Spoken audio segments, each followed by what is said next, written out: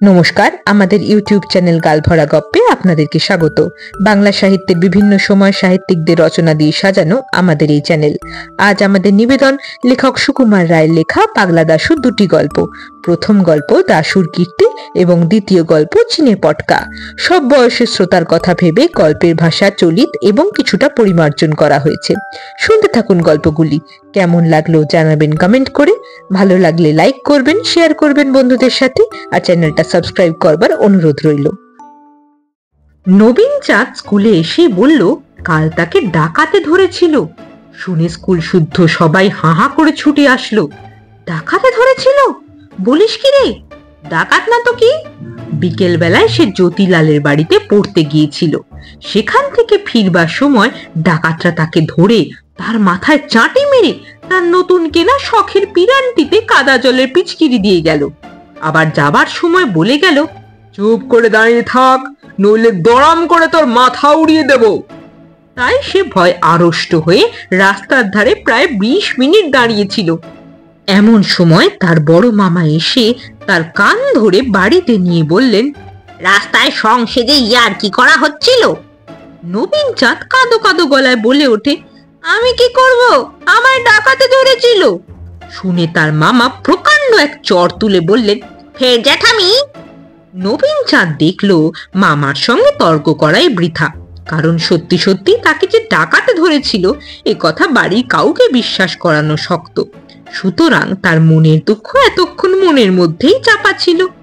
যা হোক, স্কুলে এসে তার দুঃখবোধটা অনেকটা দূর হতে পেরেছিল, কারণ স্কুলে অন্তত অর্ধেক ছেলে তার কথা শুনবার জন্য একেবারে ব্যস্ত হয়ে ঝুঁকে পড়েছিল এবং তার প্রত্যেকটি ঘামাচি, ফুসকুড়ি আর চুলকানির দাগটি পর্যন্ত তারা আগ্রহ করে ডাকাতি সুস্পষ্ট প্রমাণ বলে স্বীকার করেছিল। দু একজন যারা তার কনুইয়ের আঁচড়টাকে পুরনো বলে সন্দেহ করেছিল, তারাও বলল যে হাঁটুর কাছে যে ছড়ে গেছে সেটা একেবারে টাটকা নতুন। কিন্তু তার পায়ের গোড়ালিতে যে ঘায়ের মতো ছিল সেটাকে দেখে কেষ্টা যখন বলল, ওটা তো জুতোর ফোসকা, তখন নবীন চাঁদ ভয়ানক চোটে বলল, যাও, তোমাদের কাছে আর কিছুই বলবো না। কেষ্টাটার জন্য আমাদের কিছু শোনাই হলো না। ততক্ষণে 10টা বেজে গেছে। ঢং ঢং করে স্কুলের ঘন্টা পড়ে গেল। সবাই যে যার ক্লাসে চলে এলাম। এমন সময় দেখি পাগলা দাশু একগাল হাসি নিয়ে ক্লাসে ঢুকছে। আমরা বললাম, শুনেছিস কাল নবুকে ডাকাতে ধরেছিল? যেমন বলা অমনি দাশরথী হঠাৎ হাত পা ছুঁড়ে বই টই ফেলে খ্যাক খ্যাক করে হাসতে হাসতে একেবারে মেঝের উপর বসে পড়ল। পেটে হাত দিয়ে গড়াগড়ি করে একবার চিত হয়ে একবার উপুর হয়ে তার হাসি আর কিছুতেই থামে না। দেখে আমরা তো অবাক। পণ্ডিত মশাই ক্লাসে এসেছেন, তখনও পুরো দমে তার হাসি চলছে। সবাই ভাবলে ছোঁড়াটা খেপে গেল নাকি। যাই হোক, খুব খানিকটা হুটোপাটির পর সে ঠান্ডা হয়ে বইটই গুছিয়ে বেঞ্চের উপর উঠে বসলো। পণ্ডিত মশাই বললেন, ওরকম হাসছিলে কেন? দাশু নবীন চাঁদকে দেখিয়ে বললে, ওই ওকে দেখে। পণ্ডিত মশাই খুব কড়া রকমের ধমক লাগিয়ে তাকে ক্লাসের কোনায় দাঁড় করিয়ে রাখলেন। কিন্তু পাগলার তাতেও লজ্জা নেই। সে সারাটি ঘন্টা থেকে থেকে বই দিয়ে মুখ আড়াল করে ফিক ফিক করে হাসতে লাগলো। টিফিনের ছুটির সময় নবু দাশুকে চেপে ধরলো। কিরে দেশো, বড় যে হাসতে শিখেছিস? দাশু বললে, হাসবই না? তুমি কাল ধুচুনি মাথায় দিয়ে কিরকম নাচটা নেচেছিলে সে তো আর তুমি নিজে দেখোনি? দেখলে বুঝতে কেমন মজা। আমরা সবাই বললাম, সে কিরকম ধুচুনি মাথায় নাচছিল মানে? দাশু বললে, হে, তাও জানো না? ওই কেষ্টা আর ওই জগাই এই যা বলতে না বারণ করেছিল। আমি বিরক্ত হয়ে বললাম, কি বলছিস ভালো করেই বল না। দাশু বললে, কালকে সেটেদের বাগানের পিছন দিয়ে নবু একলা একলা বাড়ি যাচ্ছিল। এমন সময় দুটো ছেলে, তাদের নাম বলতে বারণ, তারা দৌড়ে এসে নবুর মাথায় ধুচুনির মতো কি একটা চাপিয়ে তার গায়ের উপর আচ্ছা করে পিচকিরি দিয়ে পালিয়ে গেল। নবু ভয়ানক রেগে বললে, তুই তখন কি করছিলি? দাশু বললে, তুমি যখন মাথার থলি খুলবার জন্য ব্যাঙের মতো হাত পা ছুঁড়ে লাফাচ্ছিলে, দেখে আমি বললাম ফের নড়বি তো দড়াম করে মাথা উড়িয়ে দেব। তাই শুনে তুমি রাস্তার মধ্যে কাঠ হয়ে দাঁড়িয়ে রইলে, তাই তোমার বড় মামাকে ডেকে আনলাম। নবীন চাঁদের যেমন বাবুয়ানা তেমনি তার দেমাক, সেই জন্য তাকে কেউ পছন্দ করতো না। তার লাঞ্ছনার বর্ণনা শুনে সবাই বেশ খুশি হলাম। ব্রজলাল ছেলে মানুষ, সে ব্যাপারটা বুঝতে না পেরে বলল, তবে যে নবীনদা বলছিল তাকে ডাকাতে ধরেছে। দাশু বললে, তুই বাকা, কেষ্ট কি ডাকাত? বলতে না বলতে কেষ্টা সেখানে এসে হাজির। কেষ্টা আমাদের উপরের ক্লাসে পড়ে, তার গায়ে বেশ জোরও আছে। নবীন চাঁদ তাকে দেখবা মাত্র শিকারী বেড়ালের মতো ফুলে উঠল, কিন্তু মারামারি করতে সাহস পেল না। খানিকক্ষণ কটমট করে তাকিয়ে সেখান থেকে সরে পড়ল। আমরা ভাবলাম গোলমাল মিটে গেল, কিন্তু তার পরদিন ছুটির সময় দেখি নবীন তার দাদা মোহন চাঁদকে নিয়ে হনহন করে আমাদের দিকে আসছে। মোহন চাঁদ এন্ট্রান্স ক্লাসে পড়ে, সে আমাদের চাইতে অনেক বড়। তাকে ওরকম ভাবে আসতে দেখেই আমরা বুঝলাম এবার একটা কাণ্ড হবে। মোহন এসেই বলল, কেষ্টা কই? কেষ্টা দূর থেকে তাকে দেখি কোথায় সরে পড়েছে, তাই আর তাকে পাওয়া গেল না। তখন নবীন চাঁদ বললে, ওই দাশুটা সব জানে, ওকে জিজ্ঞাসা করো। মোহন বললে, কি হে ছোকরা, তুমি নাকি সব জানো? দাশু বললে, না, সবার জানবো থেকে, এই তো সবে 4th ক্লাসে পড়ি, একটু ইংরেজি জানি, ভূগোল, বাংলা, জিওমেট্রি। মোহন চাঁদ ধমক দিয়ে বলে, সেদিন নবুকে কারা সব ঠেঙিয়েছিল, তুমি তার কিছু জানো কিনা? দাশু বললে, ঠেঙায়নি তো, মেরেছিল, খুব অল্প মেরেছিল। মোহন একটুখানি ভেঙচিয়ে বললে, খুব অল্প মেরেছে না? তবু কতখানি শুনি? দাশু বললে, সে কিছুই না, ওরকম মারলে একটু লাগে না। মোহন আবার ব্যঙ্গ করে বলে, তাই নাকি? তা কিরকম মারলে পরে লাগে? দাশু খানিকটা মাথা চুলকিয়ে তারপর বললে, সেই রবিবার হেডমাস্টার মশাই তোমাকে যেমন বেত মেরেছিলেন সেই রকম। এ কথায় মোহন ভয়ানক চোটে দাশুর কান মলে দিয়ে চিৎকার করে বলল, দেখ বেয়াদব, ফের জ্যাঠামি করবি তো চাপকিয়ে লাল করে দেব। কাল তুই সেখানে ছিলি কিনা আর কি কি দেখেছিলি সব খুলে বলবি কিনা? জানোই তো দাশুর মেজাজ কেমন পাগলাটে গোছের। সে একটুখানি কানে হাত বুলিয়ে তারপর হঠাৎ মোহন চাঁদকে ভীষণ ভাবে আক্রমণ করে বসলো। কিল, ঘুষি, চড়, আঁচড়, কামড় সে এমনি চটপটি চালিয়ে গেল যে আমরা সবাই হাঁ করে তাকিয়ে রইলাম। মোহন বোধহয় স্বপ্নেও ভাবেনি যে 4th ক্লাসের একটা রোগা ছেলে তাকে অমন ভাবে তেড়ে আসতে সাহস পাবে। তাই সে একেবারে থতমত খেয়ে কেমন যেন লড়তেই পারল না। দাশু তাকে 5 সেকেন্ডের মধ্যে মাটিতে চিৎপাত করে ফেলে হাঁপাতে হাঁপাতে বলল, এর চাইতে ঢের আসতে মেরেছিল। এন্ট্রান্স ক্লাসের কয়েকটি ছেলে সেখানে দাঁড়িয়েছিল। তারা যদি মোহনকে সামলে না ফেলতো তাহলে সেদিন তার হাত থেকে দাশুকে বাঁচানোই মুশকিল হতো। পরে একদিন কেষ্টাকে জিজ্ঞাসা করা হয়েছিল, হ্যাঁ রে, নবুকে সেদিন তোরা অমন করলি কেন? কেষ্টা বললে, ওই দাশুটাই তো শিখিয়েছিল ওরকম করতে, আর বলেছিল তাহলে 1 সের জিলিপি পাবি। আমরা বললাম, কই, আমাদের তো ভাগ দিলি নে। কেষ্টা বলল, সে কথা আর বলিস কেন, জিলিপি চাইতে গেলুম, হতভাগা বলে কিনা আমার কাছে কেন, ময়রার দোকানে যা, পয়সা ফেলে দে, যত চাস জিলিপি পাবি।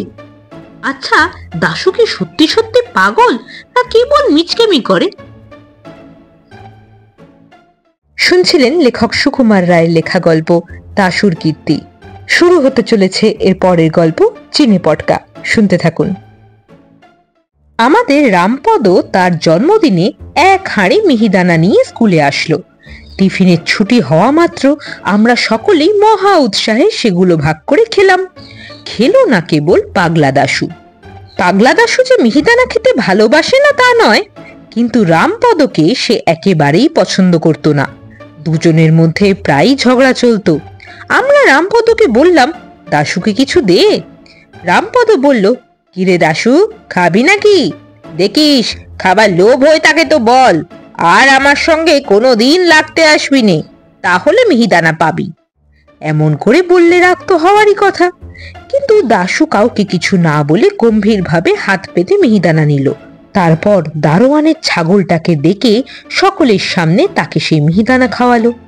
তারপর খানিকক্ষণ হাঁড়িটার দিকে তাকিয়ে কি যেন ভেবে মুচকি মুচকি হাসতে হাসতে স্কুলের বাইরে চলে গেল। এদিকে হাঁড়িটাকে শেষ করে আমরা খেলায় মেতে গেলাম। দাশুর কথা কেউ আর ভাববার সময় পায়নি। টিফিনের পর ক্লাসে এসে দাশু অত্যন্ত শান্তশিষ্ট ভাবে এক কোণে বসে আপন মনে অঙ্ক কষছে। তখনই আমার কেমন সন্দেহ হয়েছিল। আমি জিজ্ঞাসা করলাম, কিরে দাশু, কিছু করেছিস নাকি? দাশু নিতান্ত ভালো মানুষের মতো বলল, হ্যাঁ, 2টা জিসিএম করে ফেলেছি। আমি বললাম, ধুৎ, সে কথা কে বলেছে? কিছু দুষ্টুমির মতলব করিসনি তো? এ কথায় দাশু ভয়ানক চটে গেল। তখন পণ্ডিত মশাই ক্লাসে আসছিলেন। দাশু তার কাছে নালিশ করে আর কি। আমরা অনেক কষ্টে তাকে ঠান্ডা করে বসিয়ে রাখলাম। পণ্ডিত মশাই মানুষটা মন্দ নন, পড়ার জন্য প্রায়ই কোনো তাড়াহুড়ো করেন না। কেবল মাঝে মাঝে একটু বেশি গোল করলে হঠাৎ সাংঘাতিক রকম চটে যান। সে সময় তার মেজাজটি আশ্চর্য রকম ধারালো হয়ে ওঠে। পণ্ডিত মশাই চেয়ারে বসেই নদী শব্দের রূপ করো বলে ঘুমিয়ে পড়লেন। আমরা বই খুলে হড়বড় হড়বড় করে খানিকটা যাতা বলে গেলাম এবং তার উত্তরে পণ্ডিত মশাইয়ের নাকের ভেতর অতি সুন্দর ঘর ঘর শব্দ শুনে বুঝলাম ঘুম বেশ গভীর হয়েছে। কাজেই আমরাও স্লেট নিয়ে টুকটাক আর 10-25 খেলতে শুরু করলাম। কেবল মাঝে মাঝে যখন ঘরঘরানি কমে আসতো তখন সবাই মিলে সুর করে নদী নদ্দ নদ্দ ইত্যাদি আওড়াতাম। দেখতাম তাতে ঘুম পাড়ানি গানের মতো খুব আশ্চর্য ফল পাওয়া যায়। সকলে খেলায় মত্ত। কেবল দাশু এক কোনায় বসে কি যেন করছে, সেদিকে আমাদের কোনো খেয়াল নেই। একটু বাদে পণ্ডিত মশাইয়ের চেয়ারের তলার তক্তার নিচ থেকে ফট করে কি যেন একটা আওয়াজ হলো। পণ্ডিত মশাই ঘুমের ঘোরে ভ্রুকুটি করে সবে মাত্র ওহ বলে কি একটা ধমক দিতে যাবেন, এমন সময় ফুট ফাট দুম দাম ধূপ ধাপ শব্দে তাণ্ডব কোলাহল উঠে সমস্ত স্কুলটাকে একেবারে কাঁপিয়ে তুলল। মনে হলো যেন রাজ্যের যত মিস্ত্রি মজুর সবাই একজোটে বিকট তালে ছাদ পিটোতে লেগেছে। দুনিয়ার যত কাঁসারি লাঠিয়াল সবাই যেন পাল্লা দিয়ে হাতুড়ি আর লাঠি ঠুকছে।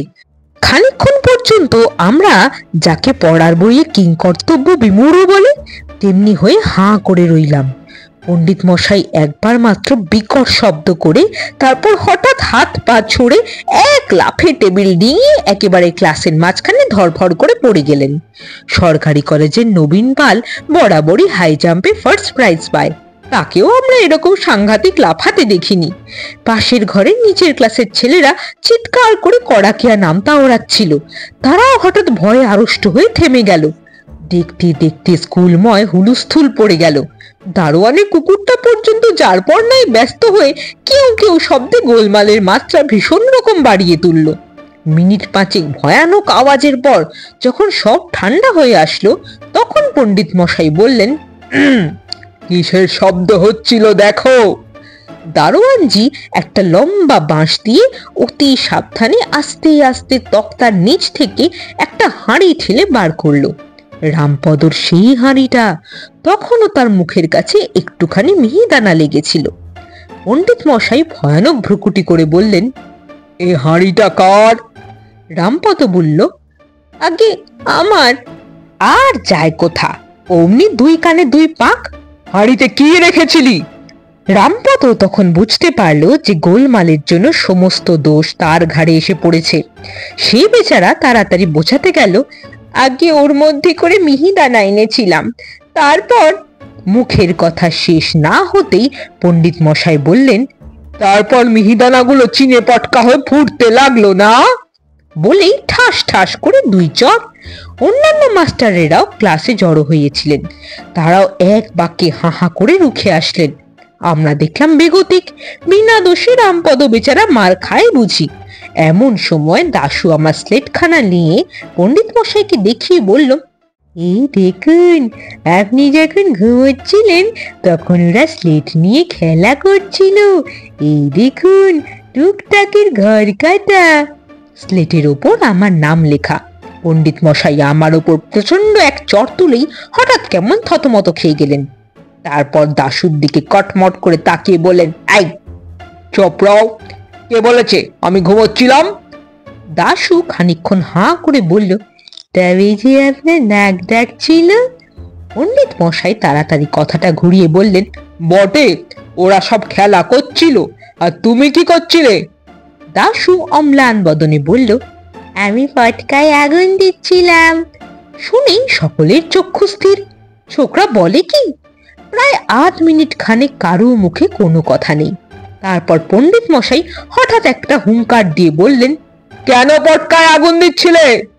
দাশু ভয় পাওয়ার ছেলেই নয়, সে রামপদকে দেখিয়ে বলল, ও কেন আমার মিহিদানা দিতে চাচ্ছিল না? এরূপ অদ্ভুত যুক্তি শুনে রামপদ বলল, আমার মিহিদানা আমি যা ইচ্ছা তাই করব। দাশু তৎক্ষণাৎ বলে উঠল, তাহলে আমারও পটকা, আমি যা ইচ্ছা তাই করব।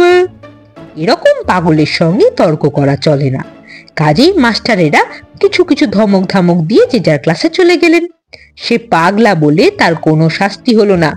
ছুটির পর আমরা সবাই মিলে কত চেষ্টা করেও তার দোষ বোঝাতে পারলাম না। সে বলল, আমার পটকা রামপদর হাঁড়ি, যদি আমার দোষ হয় তাহলে রামপদরও দোষ হয়েছে, ব্যাস ওর মার খাওয়াই উচিত।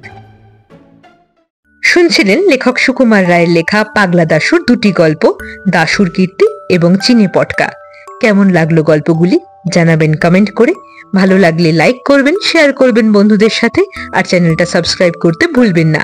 আগামীকাল এই চ্যানেলে আপনাদের জন্য থাকবে আর একটা জমাটি গল্প, শুনতে ভুলবেন না কিন্তু।